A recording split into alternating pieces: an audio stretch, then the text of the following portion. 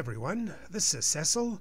We already have a podcast on the must-see sites in Yellowstone, but what I'm going to do today is go into a lot more detail on a section of road in Yellowstone. So if you are coming out here and you want to know what are the must-see sites on certain sections of road, well, I hope that this is going to be helpful to you.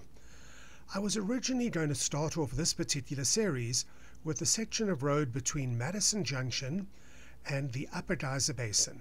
Now, the Upper Geyser Basin is where Old Faithful is. But then I thought, well, there's just so much to see and do on that stretch of road that the podcast will last forever. So I'm going to divide it into two separate podcasts. In today's podcast, I'm going to do the section of road between Madison Junction and the Lower Geyser Basin. And then in another one, I'll do the section between the Lower Geyser Basin and the Upper Geyser Basin. As is so often the case with my podcasts, you may find it useful to look at a map while I am describing the area. Now, there's two ways you can do this. If it's safe to do so, if you're not driving, go to Google Maps, put in Lower Geyser Basin as your destination, have Madison Junction as your starting point. If it doesn't give you Madison Junction, you can try Madison Campground, and then you can follow along with me.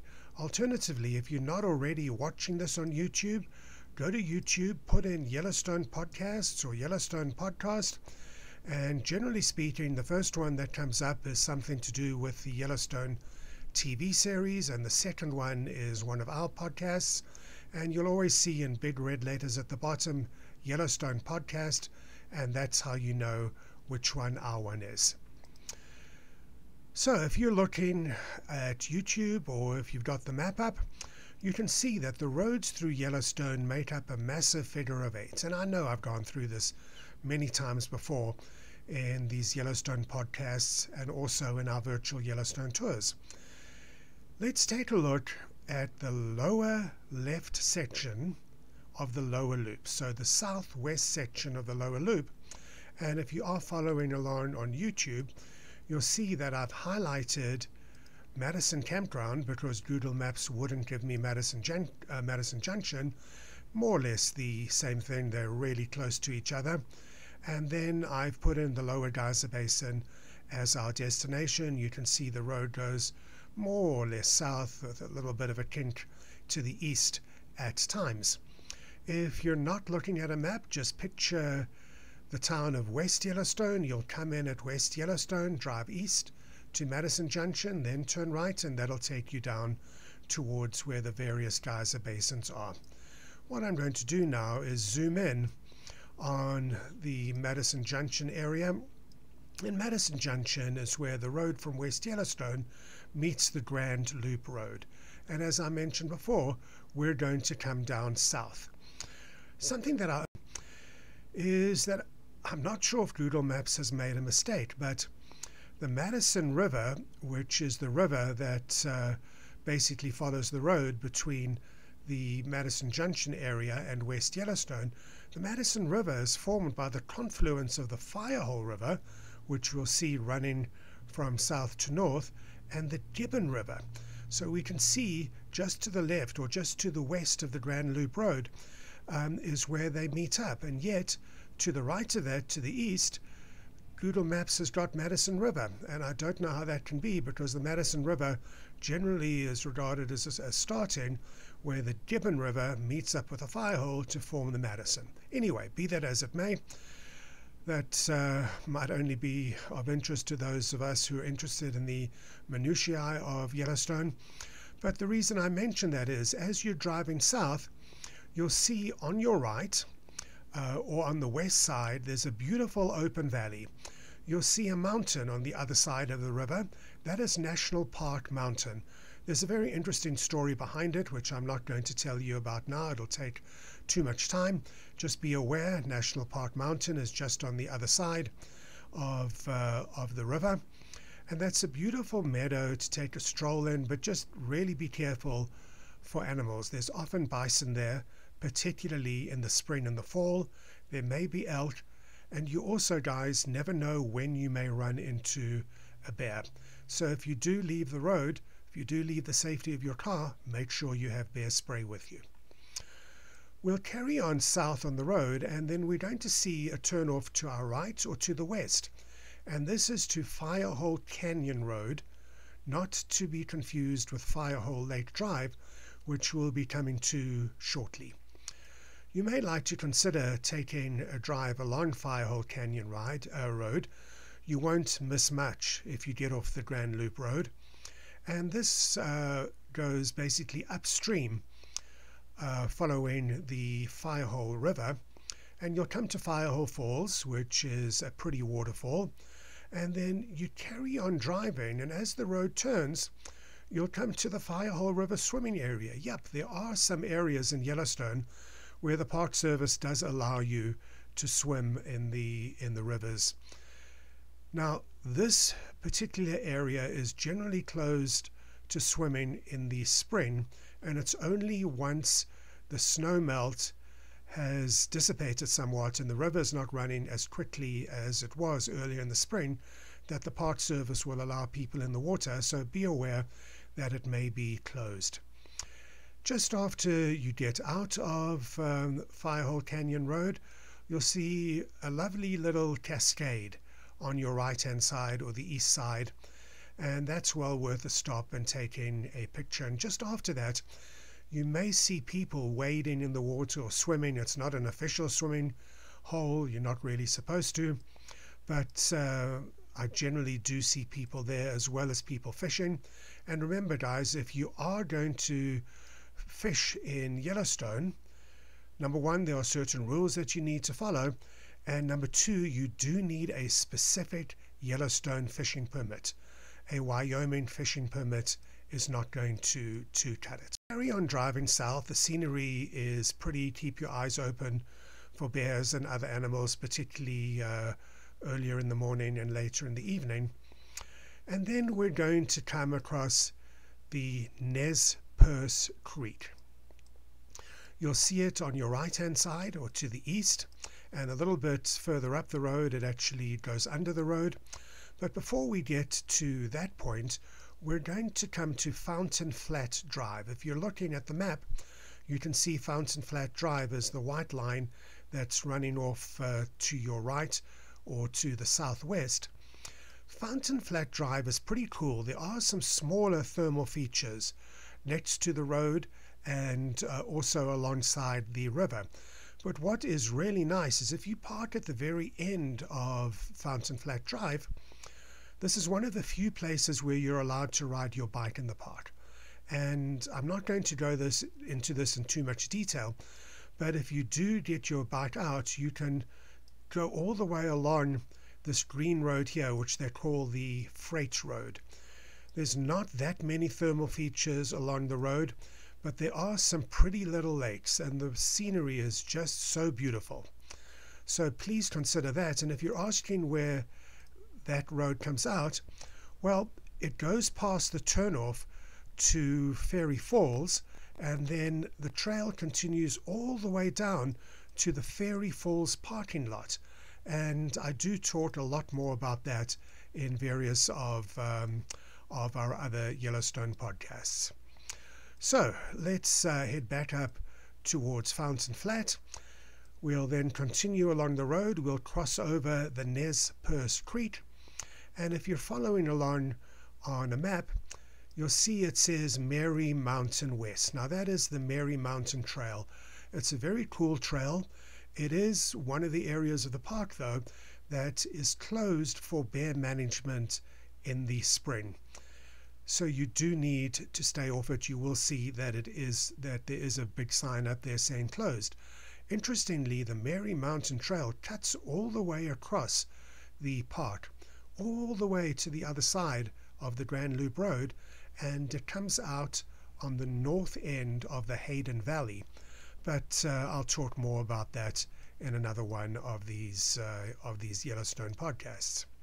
So this is too funny. As I was rattling along telling you about this area, a message came up on the screen from somebody who had booked one of our motel rooms, and it showed her phone number and her name, and I couldn't publish that on YouTube, so I had to stop, delete that, and I'm starting again. I believe that I was about to say that as we come over the Nez Perce Creek, you will find that you rise up a little bit, and as you come up over the other side, you have this incredible view of the Lower Geyser Basin, and it's really quite stunning. And I encourage you to go there pretty early in the morning if you can, or any time when it's cold, basically, because if you can picture yourself standing somewhere to the southeast of where the Nez Perce Creek is, and this huge expanse of an open valley is suddenly before you.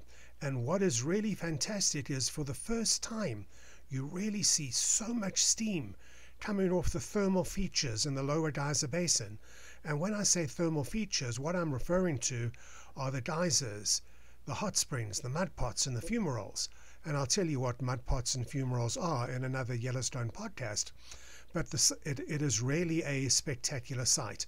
So if we head back up to where the Mary Mountain Trail was, continue south, you'll find that on the road heading more or less south, there are some pullouts. So I do encourage you to stop. Now, when you do stop in Yellowstone, make sure that it's safe to do so. Make sure that you use one of the pullouts and get well off the road. You'll find that in most places there are quite a few of them, and the pictures in this area here are particularly stunning. Now, there are three main geyser basins in this part of Yellowstone. You've got the Lower Geyser Basin, you've got the Midway Geyser Basin. If you're looking on the map, you can see it says Morning Glory Pool. And then you've got the Upper Geyser Basin, and if you're looking at the map again, you can see where it says Old Faithful. So this is the first of the three main geyser basins. And this one is called, as you can see if you're looking at the map, the Lower Geyser Basin. This is a must-see. One thing that I do need to caution you about, in any area that's really popular in Yellowstone, these days in the summer months, it is just so crowded. Our company runs tours of Yellowstone, and we depart, generally speaking, shortly before sunset. So a lot of the year we'll leave at about 5:45 a.m. And the reason that we do this is to try and avoid the crowds at the most popular locations within Yellowstone. And by the way, if you are looking for a Yellowstone tour, you can find out all about us at yellowstonetours.net. That's yellowstonetours.net. We offer day tours from West Yellowstone as well as other regional cities like Bozeman, Jackson, Idaho Falls, Rexburg, as well as tours from further away, basically from every western United States city. Anyway, to get back to what I was saying, try and get there early if you do have the opportunity of doing so. The reason I mentioned our tour company is that if for some reason we do have to get into the park later, the parking lots in these popular areas are so crowded that if you do get there in the middle of the day, and I'm guessing now, say from 10 o'clock to about 4 o'clock or so, and that once again is only a guess, you're going to find that the parking lot is just jam-packed. And on our tours, we often have to just leave people as close to the boardwalks as we can, and then just drive around a bit and come back and fetch them a little later. Now I'm going to zoom in a little bit on the Lower Geyser Basin. There is a wonderful boardwalk here. The Park Service has done such a fantastic job with their boardwalk system. So park in the parking lot, get on this trail. If you're looking at the map, you can see it. If you're not looking at the map, I always suggest doing it in a counterclockwise direction. You'll find that there are some beautiful hot springs there, really, really blue in the middle and colorful on the outside as the bacteria mats come off the thermal features. And I do go into that in a lot more detail in various other of these Yellowstone podcasts, and also in our virtual Yellowstone tours. And by the way, talking of our virtual Yellowstone tours, you can find and if you're looking on YouTube, you can see what I mean. You can find our virtual Yellowstone tours by going to our site virtualyellowstonetours.com. That's virtualyellowstonetours.com. Find the video that you want, click on it, it'll take you to YouTube. This video that I'm showing here now, if you're actually watching this on YouTube, you'll see that I've just left Madison Junction, and as I get to the point where the road meets up with the Grand Loop Road, I'm going to turn right, and from there I'm going to continue down the exact same route that I've talked about in this podcast. So if you want to actually see the route as well as listen to it, take a look at these various virtual Yellowstone tours. We've got every single road in the park covered, every single road, and you may find that it is a very useful resource. Just coming up on my right is the back end of the Madison campground, and I'm just showing the map that you get when you come into the park. But basically you can see the entirety of the park on these virtual Yellowstone tours. And if you just want to go to YouTube, search for Yellowstone Tours, one word. That's Yellowstone Tours, one word. Don't put a space in it. And if you're watching on YouTube, that's the National Park Mountain coming up on the right, and then also on the right, just a little bit of distance up the river is where the confluence of the Gibbon River and the Firehole rivers are, which produce the Madison River. And I'm going to get out of this video very soon, but also coming up on our right is Firehole Canyon Road, which I mentioned to you. So I'm going to get back to the map, and we can see now where the Lower Geyser Basin is. I was telling you about that boardwalk system and how, in my belief, it would be better to walk around it in a counterclockwise direction. Now, don't rush it. There's some wonderful thermal features once you go past those hot springs that I mentioned. In the area where it says Red Spouter, that's where you'll find fumaroles. And once again, I'm not going to waste your time explaining what a fumarole is. And just to the south of the fumaroles are some paint pots. And you may notice that this whole trail is called the Fountain Paint Pot Trail. And as you head to the west, they don't show it here on Google Maps for some reason, but there's a geyser there called Clepsydra Geyser, which is always erupting. And depending which way the wind is blowing, you'll have this wonderful mass of steam coming off Clepsydra. I know that I said that I would stop this podcast at the Lower Geyser Basin, and I'm going to do that. But take a look at what is on the other side of the Grand Loop Road from the Lower Geyser Basin. It's Firehole Lake Drive. Now, Firehole Lake Drive is one of those areas in Yellowstone which only open later, generally for bear management. So what you would do is you would drive south from the Lower Geyser Basin as if you're going towards Old Faithful, and then on your left-hand side or the east side you will see Firehole Lake Drive. Firehole Lake Drive is one of my favorite parts of the entire park. For those of you who are looking at the map, you can see it's literally just off the Grand Loop Road. But most visitors to Yellowstone do not take Firehole Lake Drive. So I generally find that it's reasonably safe to take my bicycle along there. And there are what I like to call some micro features, these very small thermal features, and beautiful, beautiful hot springs, wonderful shades of gray. And you just stop at the side of the road when you see one, once again pull off safely, and just sit there and admire it. And then there's another one where there is a tiny boardwalk, or more of a platform than a boardwalk, where you can stand and watch these bubbles of air shoot up from underground. Also on Firehole Lake Drive is Great Fountain Geyser, and only about 100 yards or so from it is White Dome Geyser, and it's a wonderful contrast between a cone geyser, White Dome, and a fountain geyser, Great Fountain. White Dome was, in my opinion, one of the best kept secrets of Yellowstone. It used to erupt every 15 to 20 minutes. These days, and for reasons I won't go into again, it erupts about every hour and a quarter or so. If you've got time, stay and wait for it. In the fields behind it, you may see little thermal features, little geysers going off. Then as you continue along the drive, you'll get to a couple of lakes, and there's a parking lot. If you're watching on YouTube, I'm showing you where the little parking lot is, and you can walk both to the left and the right, both to the west and the east, and there are these really cool little geysers, tiny geysers. I've mentioned before that you've got these boardwalk systems at the various geyser basins, and there's one, of course, going around the Lower Geyser Basin, which I mentioned to you. One of the main reasons you need to stay on the boardwalks is that the ground around the thermal features and on either side of the boardwalks is potentially very, very thin. It is literally in places half an inch to an inch thick, so just a couple of centimeters thick.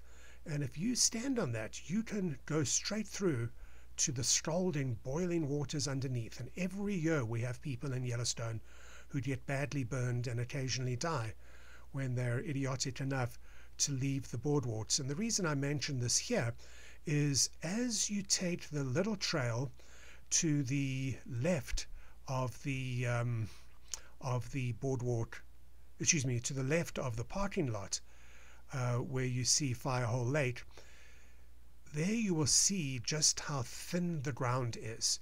Just have a look around you and you'll notice these little platforms, basically of a sort of stone, and then all around it the area below has eroded away, and you'll see just how easy it is to plunge through. So guys, that was the stretch of road from Madison Junction to the Lower Geyser Basin. Please remember, if you're looking for a motel in the Yellowstone area, check out our motel at westyellowstonelodge.com. That's westyellowstonelodge.com. If you're looking for a tour of Yellowstone once again, please check out yellowstonetours.net. That's yellowstonetours.net. And you can see all of our virtual Yellowstone tours at virtualyellowstonetours.com, or go take a look at our YouTube channel. Thank you so much for joining me on this podcast.